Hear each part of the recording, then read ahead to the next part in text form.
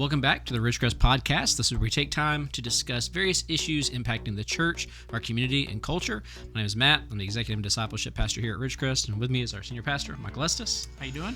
Doing very well. As you can see, we have our draft sheets all laid out again. Yep, here we are back from lunch, ready to do part two. Yeah. To bring you the second, day two of the draft. Finished up with a strong day one. Yeah. I think it'd probably be wise for us to recap. Where we are. Yeah, let's recap. You've got the master list, so recap some of the names that came off. Or I guess we could go, let's go in order, Okay. And, so basically the way we did this, for those who missed the first round, maybe you're picking up and you might want to go back and listen to the second round, but you're already here. I mean, the first episode. So you're already here, though, so let me talk about the draft, the way we set this thing up. Basically, we did a coin flip. Stephen helped us out.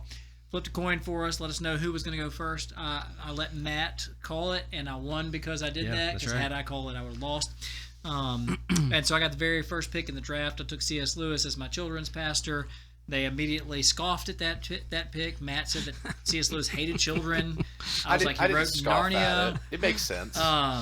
So I thought I made a good case for it. Yeah. So Stacy should be feeling really good about herself. Yeah. I picked a children's pastor first. You picked a children's pastor first with Corey Ten Boom. Yep. And then we went from there. You picked Constantine as your stewardship person. I picked John Chrysostom as my lead pastor. Then I picked Blaise Pascal as my discipleship pastor. You picked John of the Cross as your pastoral care pastor. Then picked John Wesley as your discipleship pastor. I picked William Wilberforce as my executive pastor. Then picked William and Catherine Booth as my connections pastor. You then picked William Gladstone as your executive pastor. Awesome pick. Really jealous and wanted him to be my stewardship guy. Then you picked Francis Schaeffer, another great pick for your students pastor. I picked John Newton, writer of Amazing Grace, as my worship pastor. Then picked Dwight Moody as my student pastor, charismatic evangelist. You picked William Tyndall as your connections pastor. Then Isaac Watts as your worship pastor, another great pick for worship pastor. Wrote a bunch of great hymns. Maybe we're both hymn people. Yeah, well, historically I'm not, but I mean, he wrote some great hymns. He did, and he was a funny guy. Yeah, he was. So, he rhymed to his father as he was getting in trouble. That's right. You need to go back and listen to that part of the episode. It was great. Then I picked Justin Martyr as my domestic missions pastor, and then Hudson Taylor as my international missions pastor. You picked William, in a shocking turn of events. That's right. You picked William Carey as your lead pastor, which I thought was the way you explained that was great. Then picked St. Francis as your domestic missions pastor, Francis of Assisi. I picked Billy Graham as my senior pastor. I think that was my most valuable pick, highest value pick. Yeah. Low in that first set, but great role. He was the steal of the first round. I feel really good about that one. And then I picked Johnny Erickson Tata as my pastoral care pastor. You picked David Livingston as your international missions pastor, and then Andrew Murray as your senior pastor. I think that's a great senior adult pastor. I think that's a great pick. And then I picked Thomas Cramner as the stewardship pastor for my church. So my church has its starting 12. Now we got to pick a bench. Yep. Matt, where would you have put Billy Graham? I don't know if you ever said. I didn't say. He was hard to slot because he's not really a pastor. That's right. And he was, what was tough was he's a preacher by trade. That's what he does. Right. But it's very evangelistic in nature. Indeed. And so I didn't necessarily like him as my senior pastor because I think the senior pastor needs to be able to not just evangelize but be able to lead the group, and so I wasn't so sure about there, and so then the next kind of place that I was leaning was missions, and so I know he's done a good bit as far as international missions, but I ended up having him on my board under domestic missions because of his relationship he had with former presidents, relationship that he's been able to do with the political landscape in America. Traveled a lot. Kind of, he traveled all over the country. Of course, he traveled all over the world, but traveled all over the country and built a lot of great relationships. He was known as kind of the, America's evangelical. So I had him under domestic. Yeah, my first thought for him would have also been domestic. Yeah. So we got to come up with each of us now. It gets tricky at this point. It does. the names that we have don't necessarily slot into particular ministries as easily as some of the names we have. There are going to be a lot of choices, I think, for lead pastors. That's right. A lot of choices for maybe executive type pastors, discipleship pastors, but it gets tricky when you get to like second student pastor, second children's pastor, second stewardship person. We're going to continue the format that we had. That's right. You have the first pick of this round. Yep. So and so we're in the second round, technically the second round of the draft. Yep. And we're going to start kind of working our way through that. And what I want to do, the way I'm going to approach this part of the draft, maybe it's not a good idea to give you my strategy, but I'm going to give it to you anyways, is I'm going to go by order of importance to me when it comes to the things that I want to prioritize as I'm forming a staff. Okay. So my first pick is going to be a discipleship pastor. Okay. And there's a lot of good options on the board, a lot of people that I would consider for this. You actually took my second choice with Andrew Murray. I thought, like the stories about Andrew Murray are pretty amazing. He was the kind of the pastor. I don't know if pastor's the right term, but like he was kind of the parish person over a 50,000 square mile area in South Africa, and he still managed to minister to all those people. That's right. Wrote a book on humility. Awesome. He wrote a book called With Christ in the School of Prayer. Yep. I would love to have him as my discipleship guy. Yeah. Another guy, though, that I really like and I'm going to pick is Diedrich Bonover. That's a good one. He wrote Life Together, wrote The Cost of Discipleship. He was a German pastor during the World War II era. Yeah. Actually, very deeply entrenched in Nazi Germany during the time of Hitler. Actually started a seminary that was very against the state church. The state church went along with what Hitler wanted, and Bonhoeffer began to resist. Trained a bunch of guys in that time frame to follow Christ as opposed to Hitler. Yeah. Actually resisted to the point of becoming a part of a plot to assassinate Hitler, which is kind of questionable for your discipleship guy. I don't know if you want him involved in plots to assassinate leaders, but he gets himself. It depends on the leader. Yeah. I mean, let's not go there. That's why he's the backup, though, right? He's my bench guy. If he gets in trouble and goes to prison, I mean, we still have our starter. Don't worry. I've got a few on my list with questionable backgrounds that I'm going to put somewhere. There's a couple on here. All right, so but man, like totally sold out, committed, believed in discipleship. So that's why I picked Diedrich Bonover as my first pick of the second round, my discipleship pastor for the second round. Yeah, that's a great pick. Great pick. All right, you got two in a row now. Yep. So I'm going to keep similar strategy as I did to round one, where I kind of started by choosing some people based on the lack of depth at some of those positions, and it gives me a little bit flexibility whenever I start getting to some other places. But I'm gonna go, domestic missions first. Okay. And I'm gonna do someone that is probably a fan favorite within the Southern Baptist community. Okay. One Annie Armstrong. Hey, there she is. And here's my strategy with that. Is of course I chose Saint Francis of Assisi from my first round because he was very much involved with really local missions, with taking care of the poor and all those types of things. Annie Armstrong was much more, she really led missions in North America. And we have special offerings that we take up for that. And, so as I kind of go through this second round, I'm not necessarily picking first string, second string. I'm picking teams that will be able to work together, similar to a wide receiver core. You need multiple wide receivers. Domestic missions, you got St. Francis, who's going to take care of our local stuff domestically. Got Annie Armstrong, who's going to hold down the fort nationally, kind of looking at that local, national, international role. So, going to kick off with her. My next pick, I think I'm going to go with, I think I'm going to have to do Charles Spurgeon.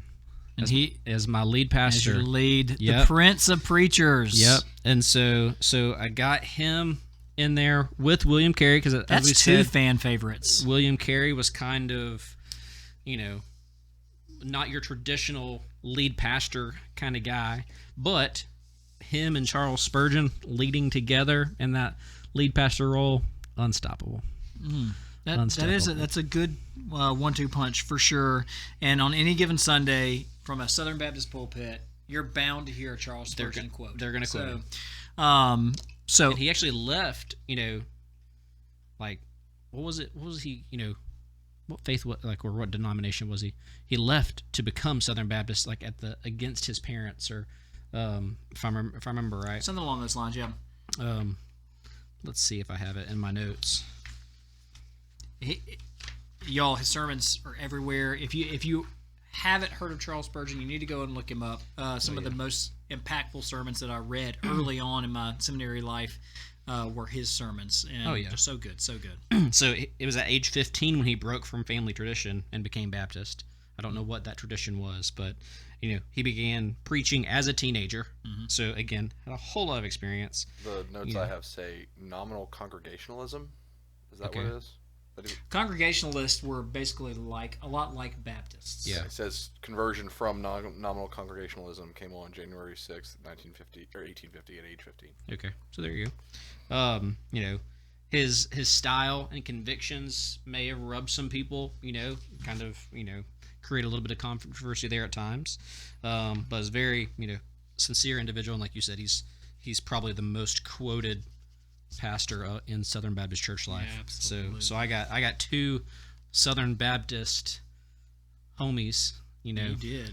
in that round. They OGs. That's right. So, all right.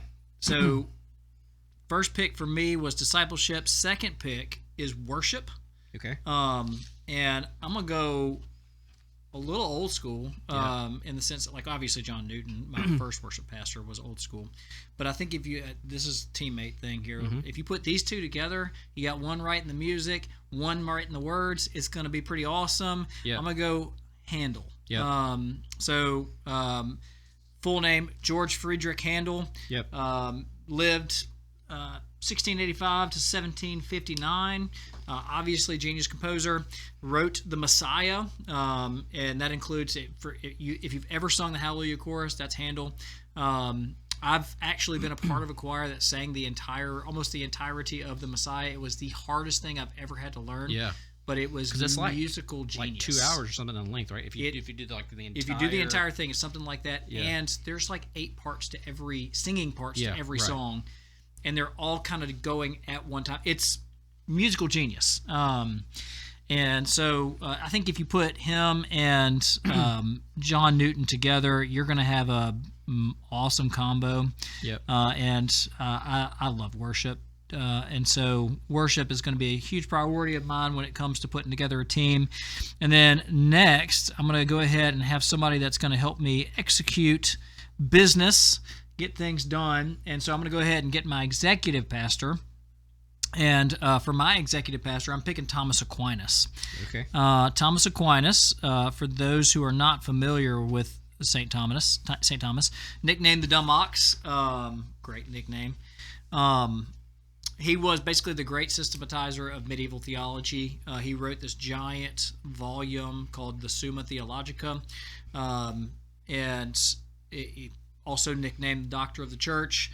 He had massive influence on Western theology and philosophy. I picked him because he is an organizer, and you know this, to be a good executive pastor, you've got to have great organizational skills and be a good communicator of those organizational skills, and he can do that. So that's why I picked Thomas Aquinas as my second executive pastor. Yeah, that's good. 2 very good picks. All right. So with that being said, I think I'm gonna go executive pastor, and I believe I'm gonna go Martin Luther. Okay.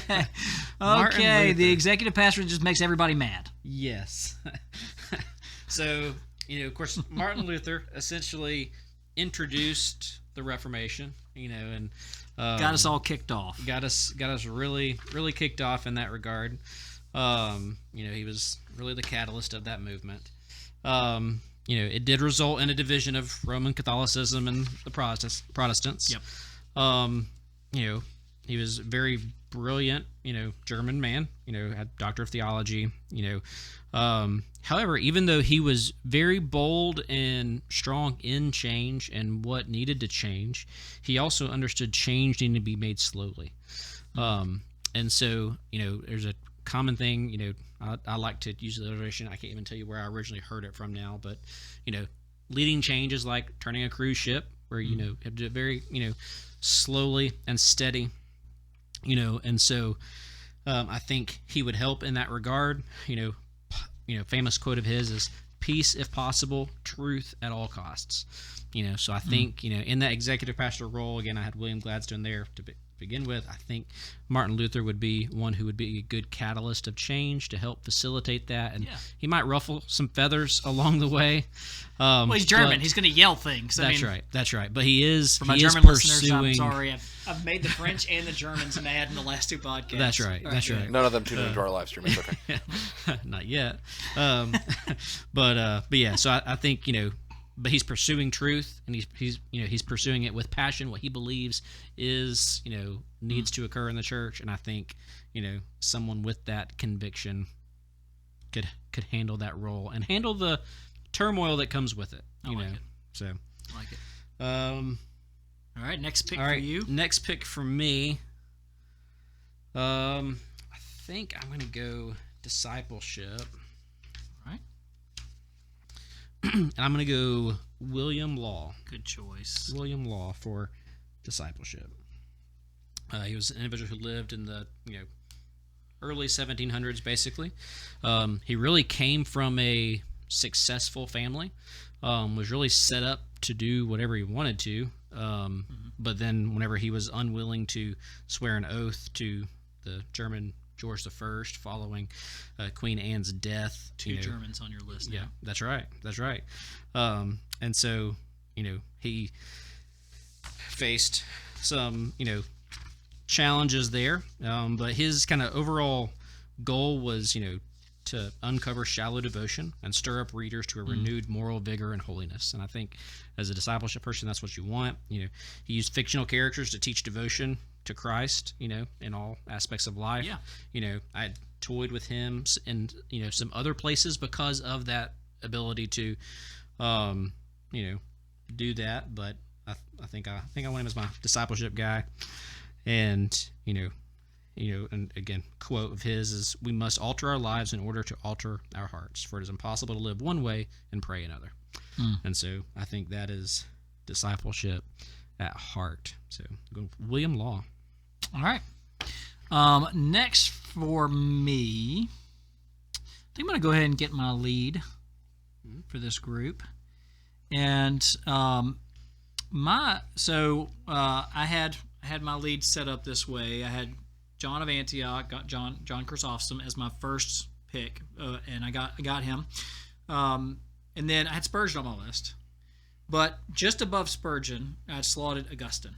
Okay.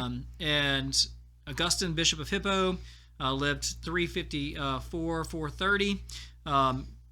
African bishop in North Africa there, had traveled to Rome. He had been in the inner circles, had lived a life of really licentiousness. I mean, he was kind of just doing his thing.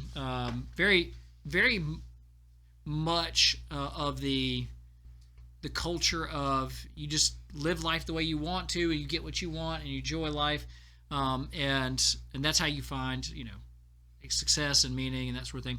And he found that to be very empty.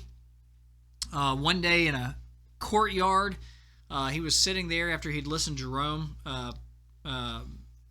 Ambrose preach, and he's sitting there in the courtyard, and all of a sudden he hears a voice of a child saying, take up, read, and he kind of just looks around. He's like, there's no children playing around. He doesn't see anybody. And again, he hears it, and so he picks up the Bible next to him and turns to Romans and reads a passage about getting saved and the fact that God loved him even though he was his enemy, and gets saved. And as he gets saved, he becomes basically the preeminent philosopher, theologian of his day. The way Jerome talks about him is he says he established anew the ancient faith. And he actually, I think the reason that he would be a great pastor now is he was guiding the church, the young Christian church. I mean, it still wasn't super old at that point. I mean, Rome was, far older than the church, the New Testament church at this point. And he guides them through the sack of Rome. The eternal city is destroyed, and everybody's looking around like, what the heck is going on? And he writes the city of God. And what he does in the city of God is he lays out this vision of, look, there's a city of man, which in some ways has good things in it, and there are good parts of it, but it's not eternal. It's not going to be eternal. And here's the city of God, and we live within the city of God while inhabiting the city of man, and helping Christians to understand how to be faithful as members of the city of God while they still inhabit the city of man. Great book. I think important ideas for our time period, things that we need to think about. And so that's why I chose him as my lead. And then I'm going to go ahead and, next, I'm kind of making a decision on the fly here. That's all right. Because it's not where I was anticipating going. Let's see, who do I have left to get? I'm going to go ahead and get my domestic missions. Okay. And my domestic missions pastor would be Martin Luther King Jr. So, a man obviously committed to social change, a desire to see the church live out its call, and to be active in the community and to live out the Christian faith in a way that is very clear and tangible in a local setting, dealing with local issues, local problems, loving people locally. And the man obviously not perfect, but in so many ways did things that changed our world and transformed the culture all around him, died tragically.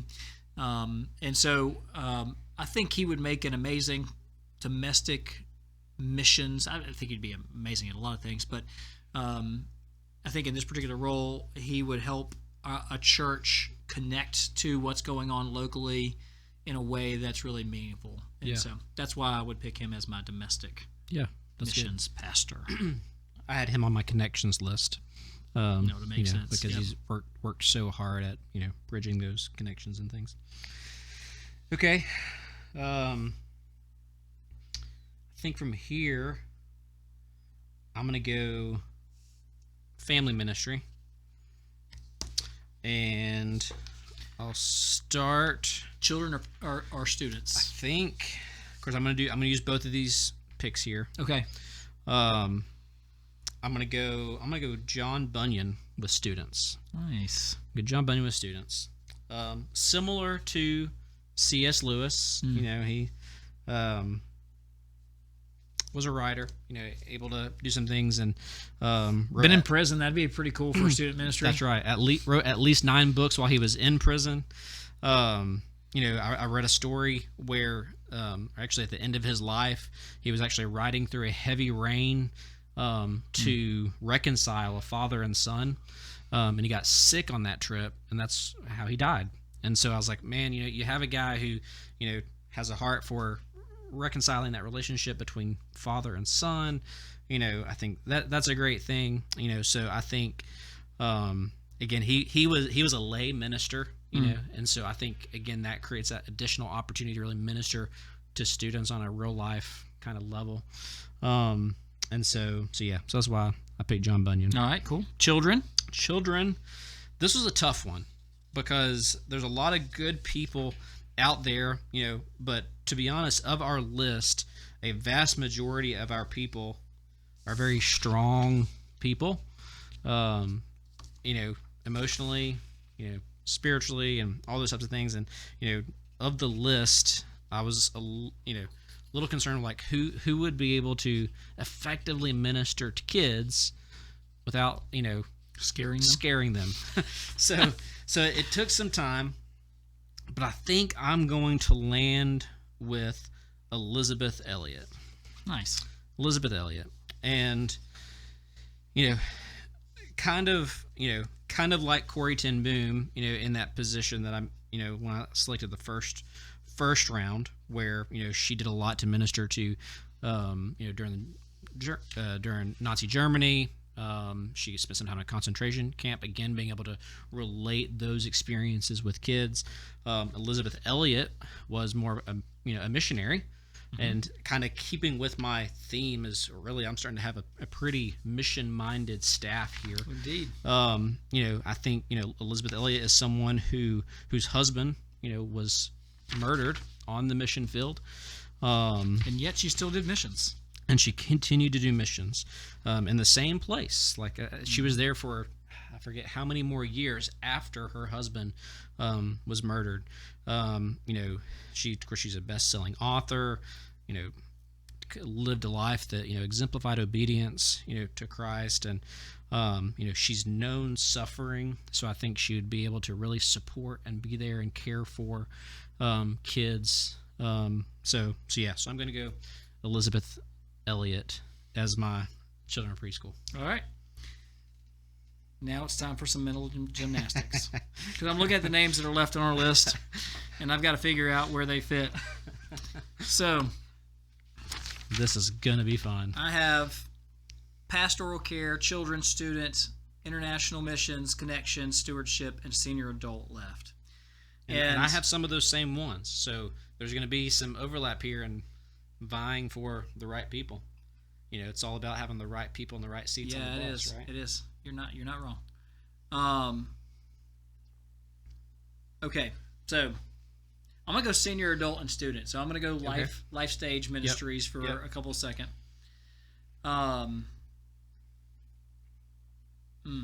So for my senior adult pastor,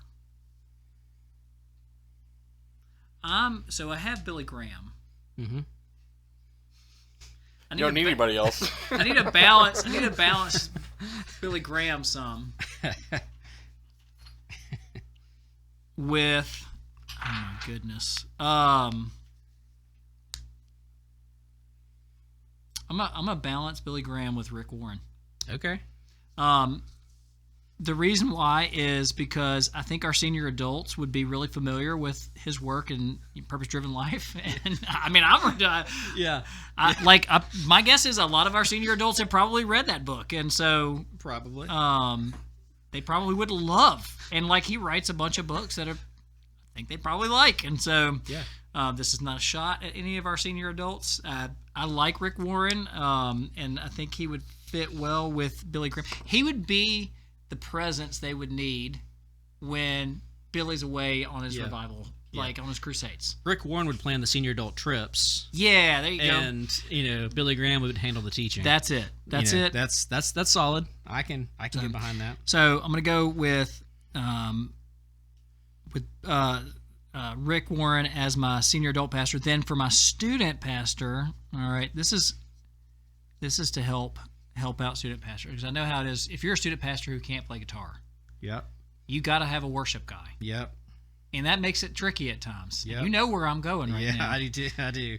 Because all the students are going to be down for whatever this guy sings. So we're going to go Chris Tomlin. Yeah. So we got Chris Tomlin as the student pastor. Chris Tomlin, I've seen him in concert a couple times. He very much, students like him. I took a group of students to see him. And so we got Dwight L. Moody, who's preaching to him, Chris Tomlin, who's singing to him, and we got kids getting saved all over the place. Yeah, that's solid. Couple things on that. So I think it's a great pick. Downside is we don't really have any more music people left, and I still got to get a second worship pastor. So I'll be doing some, working there. Good luck, buddy. But I will say, back when I was in youth ministry, this was back like when Chris Tomlin was first kind of getting going, he was the conference worship leader at in Tennessee. They had this what was called a youth evangelism conference, and they did it spring every year. It was for, it was put on by the Tennessee Baptist Convention. And you had this new guy, Chris Tomlin, who was leading worship at this event. This was great. Again, this was way back before he was famous. And so he was leading worship for these students. Well, the students, I don't know if they do it as much anymore. I feel like, I've seen them still do it. But how students rush the stage and kind of jump around and get excited. It's called a mosh pit. They create a mosh pit. That's right. Is that what the young people call it? I don't know if I'm a young person anymore, but yeah. So they started doing this. Well, Chris Tomlin stops and he says, "All right, we're not doing this. This is worship. Go back to your seats and we're going to worship." So it's a fun story that I always, it was always because, it's one of those things that just caught you by surprise. Yeah. But it was good because it showed his reverence to worship, that piece of it. And, and of course, like you said, students still loved him. And he's a great musician. And, I definitely was going to go with him next for worship pastor. And so now can't wait to see who I don't know who there. you might want to save that for that Mr. Irrelevant for you, your last pick. Yeah, that's right. Because I don't know who's left. Yeah. All right, what you got next? Not wrong. All right, so I'm up. I still need to picks. fill senior adult, my international mission, stewardship, connections, and worship. Okay. So for senior, I still need pastoral care as well. Okay. Let me do a little bit of. I need to see if I've got... Tough decision. You got to think positionally. You got to think people left. You want me to give a rundown of who's left on the list? Yeah, that'd be good. That'll give me time to run through my list. And this will make it interesting. Yeah. So we still have John Calvin, the reformer. Athanasius. He could sing, right? I have no idea. Raymond Lowell. Yep. We've got Teresa of Avila. We've got N.T. Wright. Henry VIII, John Knox, let's see, Joan of Arc, Soren Kierkegaard, Anselm, and St. Dominic. Yeah. Okay. What you gonna do, man? I know who I want to pick. I'm just trying to figure out where I want them. If I want them in the original place that I had them, or if I'm needing to shift so I can make room for someone else later. Can I tell you what I always told my students? What's that? Never second guess yourself. Yeah, and I would agree with that. So I'm going to go for my first pick. I'm going to go senior adults. Mm-hmm. I'm going with John Knox. Okay. Going John Knox for my senior adult pastor. Scottish reformer. Traveling preacher. It said that he neither flattered nor feared any flesh. So, I think it's one of those things where, senior adult wise, he'd be able to relate well with them. And, because again, when you're teaching senior adults, they don't necessarily want to be flattered, or they want strong, stern teaching, preaching. Brian tells a story of a senior adult who has since, passed since, the story, but they did not like, his method of doing some things because they wanted him to teach and preach the Bible, and so... Not that Brian doesn't teach and preach the Bible. His way of doing it probably wasn't what they wanted. That's right. He was doing more discussion-based kind of leading, and this particular individual said, no, I want to hear what God has told you. So I think John Knox, I'm going to have him as my senior adult guy. Nice. To complement Andrew Murray. Okay. So for my next pick, I think same kind of deal where I need to double check to make sure I don't want, I got to make sure I got the right people in the right seats. I know the people I want. Okay, I'm gonna go Raymond Lowell for my international missions. Essentially, he was the first missionary to the Muslim people. And which find other notes I took, he had a very strong sense of philosophy and theology, and thought that they never contradicted each other. Got kicked out of the countries a bunch of times. That's right. Kept coming back. Very. He was from Spain. Very committed, devoted, in the face of adversity. So I'm going Raymond Lowell for my international missions to complement David Livingston. Nice. Okay, I'm going to go Pastoral Care next, and I feel really good about this pick. I can't believe this person's still available. A person that's been influential in my understanding of the New Testament. A prolific writer, still living, N.T. Wright. New Testament scholar, Tom Wright. Bishop of Durham. Just an incredibly influential New Testament scholar. But what I like about him from a pastoral care standpoint is he has done pastoral care. Like, he's been a bishop. He's not just a theologian. He's not just a guy who worked at Oxford. Yeah. He's a guy who literally had a church, loved the people of the church in a smaller setting. And so he has cared for, he's walked with people through death and through difficulty and sickness and all these things. And so I'm going to go N.T. Wright, Pastoral Care. And that means that I still have children, international missions, connections, and stewardship. And I'm going to go ahead and go children's ministry. Okay. And there's a part of me that wants to put Joan of Arc because that would be fun. Someone better put Joan of Arc somewhere. To be honest, I did have her on my children and preschool list. She was one of my student pastor. Talk about just conviction. Yeah. She's not going to be my children's pastor, though. That's too bad. I think I'm going to go with Brother Lawrence as my children's pastor. Brother Lawrence, famous but not famous at all, author of The Practice of the Presence of God. Basically tried to make it clear that in every part of his life he could practice God's presence, be in God's presence, experience God's presence.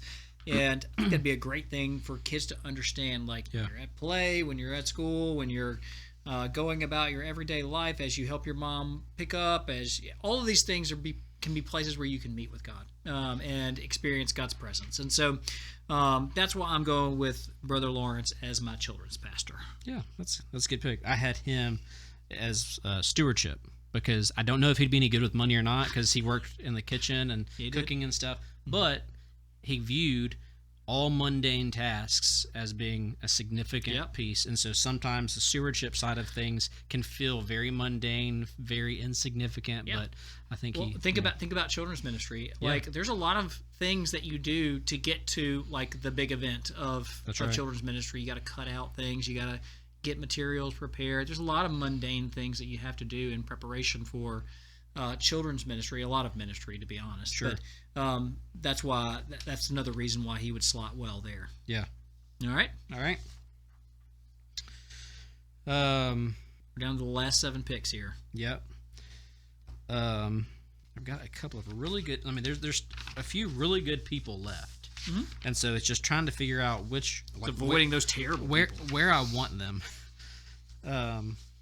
Looking at my bench, if this was a staff of a church, it would be so interesting. Yeah. Okay. I'm gonna go Pastoral Care. Okay. I'm gonna go George Herbert. Nice.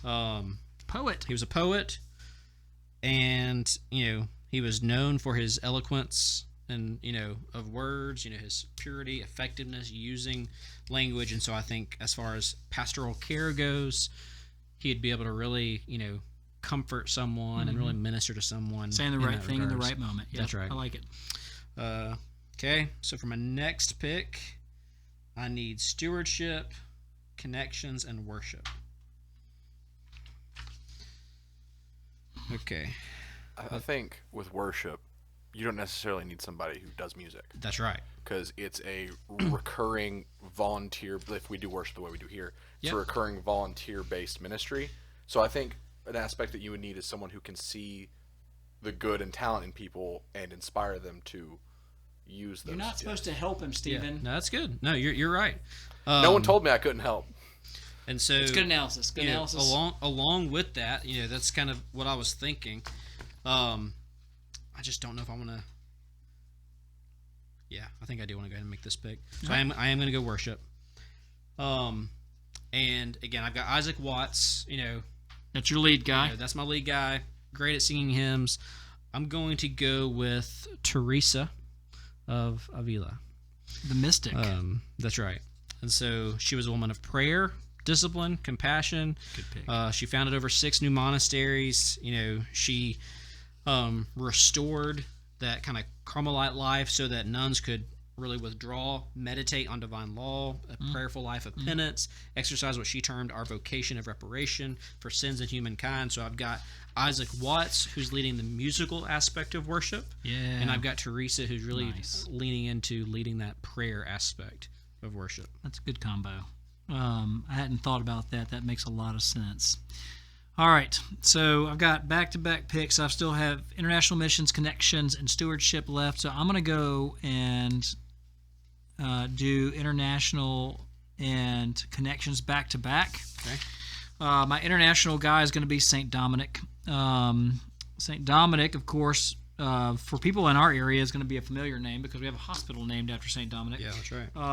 And if you've ever been to the hospital, you've probably seen a statue of a man standing with a dog and a stick in its mouth. That's because when Dominic was not yet born, his mom was pregnant. She had a vision of a dog with a torch in its mouth leaping out of her womb. And his name literally means like dog of the church, or something along those lines. And so, which is just a dog of the Lord, excuse me. That's what it means. So he's a Spanish monk, 1170 to 1221. Did missions everywhere, helped found monasteries in different places. One of the things that he was willing to do was give away all his stuff to feed people. There was a famine that took place in Spain at one point, and he sold most of his material goods to help feed those in need. And what I like, this is kind of speaks to me, is his order was created to meet spiritual needs of growing cities, and specifically the way they did that is through education. And so kind of the monastery of teachers, so you could use his model and go into international settings and teach different skills, different important educational foundations, and I think it'd be a good pick for international missions. I actually could have picked him for connections as well, but I decided to do international missions with him. As far as connections go, we are running short on people. So let me look and see who we have left. Yeah, go ahead and read through. This is the list of people we have have left. We've got John Calvin, Athanasius, Henry VIII, Anselm, Soren Kierkegaard, Joan of Arc, and that's it. Who among that group would connect people to one another? Can't be John Calvin. He made everybody mad because he was a reformer.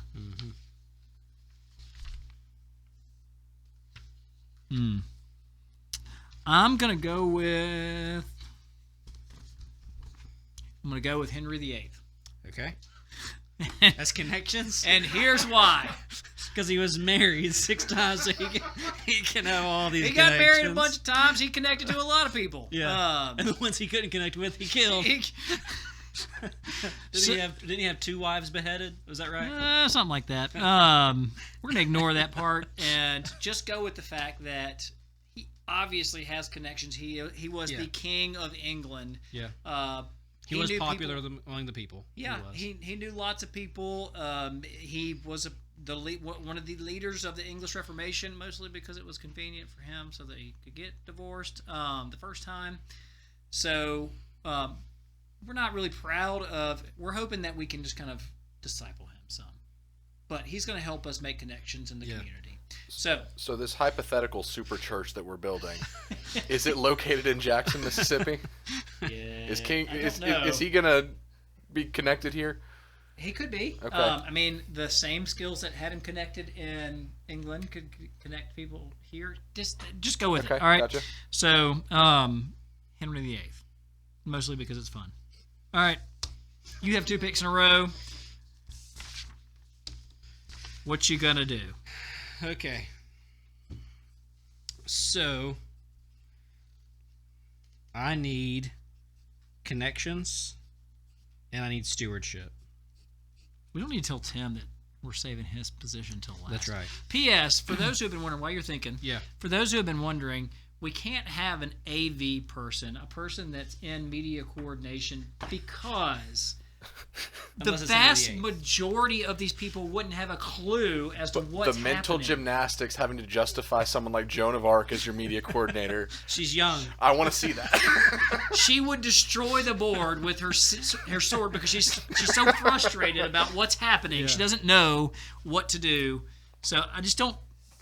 Fair enough. Not a shot at you, Stephen. At Right, all. right.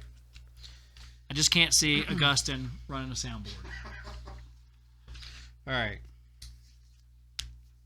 So, for stewardship, I'm going to go Anselm of Canterbury. All right. Reason being, we are getting down to the end. And there's nobody else to pick. No, I mean, but Anselm of Canterbury, was an archbishop. Who was? Archbishops typically are responsible for administering sacraments and doing some things like that. However, they do have to be administrators, and so I think, like I said, I've got Constantine already, and so I think having Anselm there alongside Constantine, he's going to be able to do a little bit more of the spiritual side of it, and maybe working more together. Anselm was also the one who kind of really articulated the ontological argument, so you have some very strong, apologetics, there, and so You could teach every now and then. that's right. So that's where I'm Dual going with role, stewardship. maybe. That's right. All right. All right. And so for connections, I think I'm gonna go with Soren. All right. Soren Kierkegaard. Yep, Soren Danish Kierkegaard philosopher. is going to be my connections, which I'm a little surprised that he's still out there. Can't wait to hear why he's your connections. Yeah. Once again, it's because I was running low on people to choose. Let me tell you, why others did not end up there. Joan of Arc did not end up in that, because she essentially wanted to, not connect with many people at all. Indeed. So I didn't see her as my connections person. Really, it was between Soren and Athanasius. Were the ones that I came down to. Soren I also had as kind of like, he was actually on my discipleship kind of list. He viewed life, as a process and kind of that spiritual growth process. He If you want to understand that, watch the movie Groundhog Day. It's all his philosophy. Yeah, that's right. And he kind of, the way he says life is not a problem to be solved, but a reality to be experienced. And so I think he would do well with the connections, and at least just like being able to talk through that and do life with one another, and believe, maybe he's there with William Tyndale, so Two of them they'll figure it out. They'll figure it out. Yeah, that's right. That's right. All right, Yeah. Last pick. Here we go. Mr. or Mrs. Irrelevant, depending on who I pick. Yep. We've got John Calvin, Athanasius, and Joan of Arc. Incredible that we have two of those three names still on the board. Yeah. I mean, John Calvin, like one of the main reformers. Then you got Athanasius, who wrote on the Incarnation. Joan of Arc, maybe not surprised that she's still here. But I've got to pick a stewardship person. And I'm picking Joan of Arc as my stewardship person, and here's why. Here we go. Can't wait to hear it. Because, dang it. Yeah, that's what I thought the explanation was going to be. If you don't give, she is going to crush you. Well, and then she's going to crush the budget. That's right. And so, absolute force. We're gonna figure out a way to make the budget get stretched. She's gonna maybe intimidate people into giving. I don't know. It's mostly because I don't want to embarrass John Calvin or Athanasius and stick them in a stewardship position when neither one of them really are stewardship people. They would be more along the lines of theologians. Yeah. And Joan of Arc's fine as a stewardship person. So that is my stewardship, my last pick. Yeah. The last pick of our draft. Athanasius and John Calvin go undrafted. Yeah. I'm a little surprised. I really, did not expect those two to go undrafted. Me either. So let me give a quick recap of my starters and then my bench, and then you do the same. Yep. So my church history, church staff, starters are at lead, John Chrysostom, Golden Mouth. At worship, we got John Newton. I like John's, I guess. Executive, we got William Wilberforce. Discipleship, Blaise Pascal. Student minister, Dwight Moody. Children, C.S. Lewis, number 1 pick in the draft. Connections, I wrote that down. William and Catherine Booth. Pastoral Care, Johnny Erickson Tata. Domestic missions, Justin Martyr. International missions, Hudson Taylor.